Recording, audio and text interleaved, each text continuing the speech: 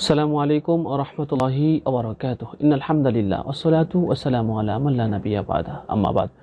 সম্মানিত দর্শক শ্রোতা, যে যেখান থেকে আমাদের দেখছেন সকলকে জানাচ্ছি দারসুল ফিক এর পক্ষ থেকে আন্তরিক শুভেচ্ছা, মোবারকবাদ। প্রিয় দর্শক, আমরা সকলেই অবগত আছি বর্তমানে আমাদের দেশে সবচেয়ে বহুল আলোচিত এবং সমালোচিত একটি বিষয় হচ্ছে প্রাণীর প্রতিকৃতি তথা ভাস্কর্য নির্মাণ প্রসঙ্গ। কেউ কেউ বলছেন ভাস্কর্য মানেই হারাম, আবার কেউ কেউ ব্যাখ্যা করে বলছেন যদি তা উপাসনার জন্য হয় তাহলে বৈধ নয়, অন্যথায় তা বৈধ। কোরআন ও হাদিসের দৃষ্টিকোণ থেকে সঠিক ব্যাখ্যা কোনটি, আজকে আমরা সে ব্যাপারে আলোচনা করার প্রয়াস চালাবো। ওমা তৌফিকি ইল্লা বিল্লাহ। হাদিস শরীফের মধ্যে ইরশাদ হচ্ছে, নবী করিম সাল্লাল্লাহু আলাইহি সাল্লাম বলেছেন, ইন্নাল হালালা বাইয়িনুন ওয়াল হারামা বাইয়িনুন ওয়া বাইনাহুমা মুশতাবিহাতুন। ইসলামী শরীয়তে এমন কতিপয় বিষয় রয়েছে যেগুলো হালাল এবং হারাম হওয়ার বিষয়টি সকলের কাছে সুস্পষ্ট, যা ব্যাখ্যার অবকাশ রাখে না। আবার এমন কতিপয় বিষয় রয়েছে যেগুলো হালাল এবং হারাম হওয়ার বিষয়টি সুস্পষ্ট নয়, ওলামা ইকরাম ব্যাখ্যা করে জাতিকে তা জানিয়ে দিবেন।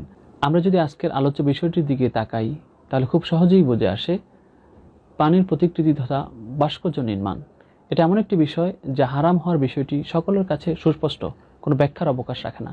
কারণ কোরআন সুন্নাতে এই বিষয়টি হারাম হওয়ার ব্যাপারে অসংখ্য দলিল বিদ্যমান রয়েছে। বর্তমান বিশ্বের প্রায় সকল ইসলামিক স্কলারগণ তা হারাম হওয়ার ব্যাপারে একাত্মতা পোষণ করেছেন। বর্তমান বিশ্বের গ্রহণযোগ্য ফতোয়া বোর্ডগুলোর দিকে যদি আমরা তাকাই তাহলে দেখতে পাবো সকলেই একই সিদ্ধান্ত দিয়েছেন।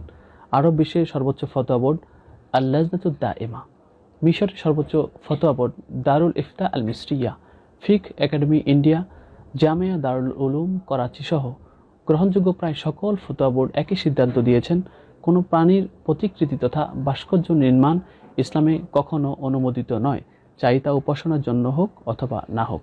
আমাদের যে বিষয়টি জানা দরকার, ইসলামী শরিয়া প্রতিকৃতি তথা ভাস্কর্য নির্মাণকে কেন হারাম ঘোষণা করেছে। যদি আমরা মাকাসিদুশ শরিয়া তথা ইসলামী শরিয়াতের মূল রহস্যের দিকে তাকাই তাহলে বিষয়টি আমাদের কাছে খুব সহজ হয়ে যায়।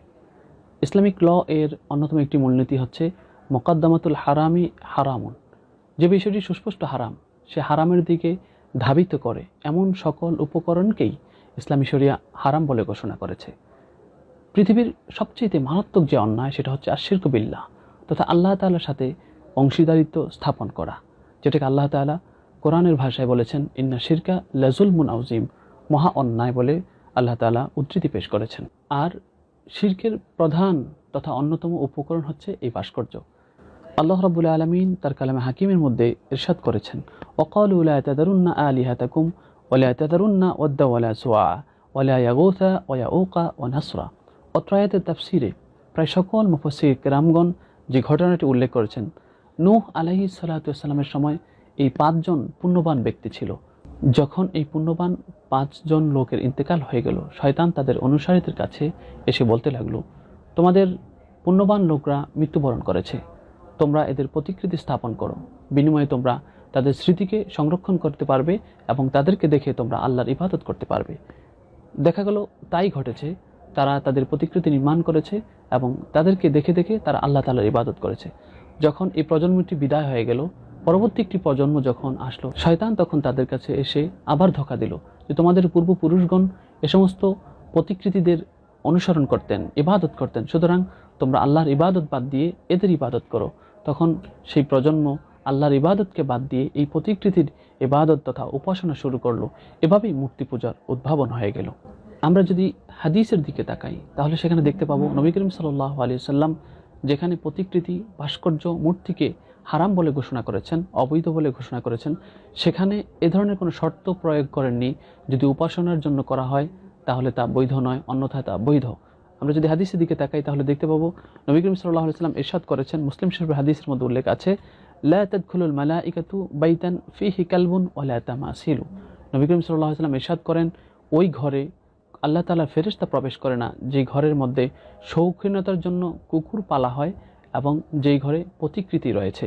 অপর একটি হাদিসের মধ্যে এসেছে, নবী করিম সাল্লাল্লাহু আলাইহি সাল্লাম ইরশাদ করেছেন, কুল্লু মুসাউবিরিন ফিন্নার, প্রত্যেক এমন ব্যক্তি যারা প্রতিকৃতি নির্মাণ করে তারা জাহান্নামী। আরেকটি হাদিস যদি আমরা তাকাই তাহলে দেখতে পাবো নবী করিম সাল্লাল্লাহু আলাইহি সাল্লাম ইরশাদ করেছেন, ইন্না মিন আশাদ্দিন নাসি আযাবান ইয়াউমাল কিয়ামাতি আল মুসাউবিরুন, কিয়ামতের ময়দানে সবচেয়ে কঠিন শাস্তির সম্মুখীন হবে ওই সমস্ত ব্যক্তিরা যারা ছবি এবং প্রতিকৃতি ভাস্কর্য নির্মাণ করত।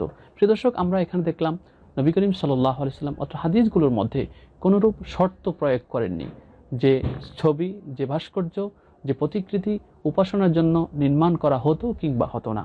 তাহলে আমরা বুঝলাম ছবি বা ভাস্কর্য যেটাই নির্মাণ করা হোক না কেন, চাই তা উপাসনার জন্য হোক কিংবা না হোক, তা অবশ্যই ইসলামী শরীয়তে নিষিদ্ধ। অত্যন্ত পরিতাপের বিষয় হচ্ছে যখনই আমাদের দেশে এ ধরনের কোনো ইস্যু তৈরি হয় যা ইসলামের সাথে সাংঘর্ষিক, তখনই দেখা যায় একদল বুদ্ধিজীবী নামের জ্ঞান পাপী টকশোতে বসে ইসলামের ব্যাখ্যা দেওয়া শুরু করে দেয়। ক্ষণিকের জন্য হলেও তারা ইসলামিক স্কলার হয়ে যান। এবার যখন আমাদের সম্মুখে ভাস্কর্য নামে মূর্তির বিষয়টি উঠে আসলো, এবারও আমরা দেখলাম বুদ্ধিজীবীরা টকশোতে বসে ইসলামের অপব্যাখ্যা দিচ্ছে।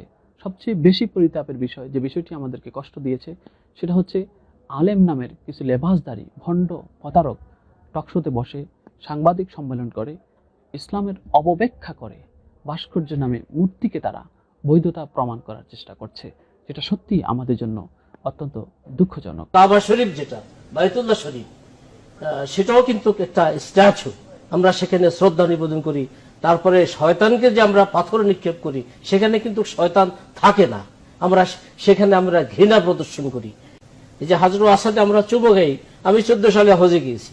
তা আসলে যেগুলো মানুষকে সত্য এবং ন্যায়ের পথে অনুপ্রাণিত করে, আজকে আমাদের 7 জন বীর শ্রেষ্ঠের 7টা স্ট্যাচু আছে, আমরা সেখানে শ্রদ্ধা নিবেদন করি। সাভারের জাতীয় স্মৃতিসৌধে আমরা সেখানে শ্রদ্ধা নিবেদন করি। আমরা যদি ইতিহাসের দিকে তাকাই তাহলে দেখতে পাই এ ধরনের ভণ্ড প্রতারক আজকে যেমন আছে, অতীতে ছিল, ভবিষ্যতেও থাকবে। আমরা বাদশাহ আকবরের ইতিহাস সকলেই জানি। দ্বীন-এ এলাহি তিনি প্রতিষ্ঠা করেছিলেন। তার দ্বীন-এ এলাহি, এই ভ্রান্ত দ্বীনকে একদল আলেম নামের ভণ্ড প্রতারক আবুল ফজল, ফৈজি, মোল্লা মোবারক নামের কিছু দুরাচার এই দ্বীন-এ এলাহিকে বৈধতা হিসেবে প্রমাণ করেছিল।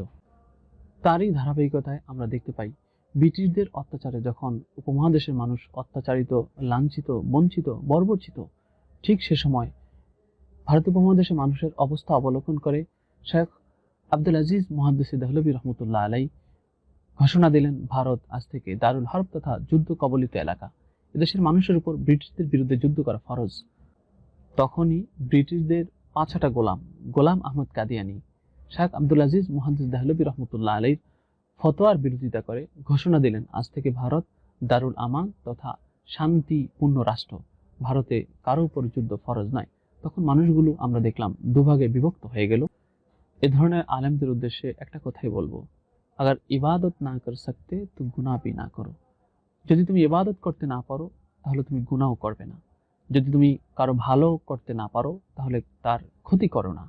মূর্তির বিরোধিতা করা আমাদের সকলের ঈমানি দায়িত্ব।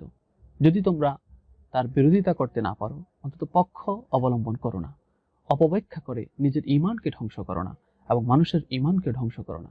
আল্লাহ তাআলা আমাদের সকলকে এ ধরনের ভণ্ড প্রতারক থেকে হেফাজত করেন, ইসলামের সঠিক ব্যাখ্যা মেনে চলার তৌফিক দান করেন। আমিন। আসসালামু আলাইকুম ওয়া রাহমাতুল্লাহি ওয়া বারাকাতুহু।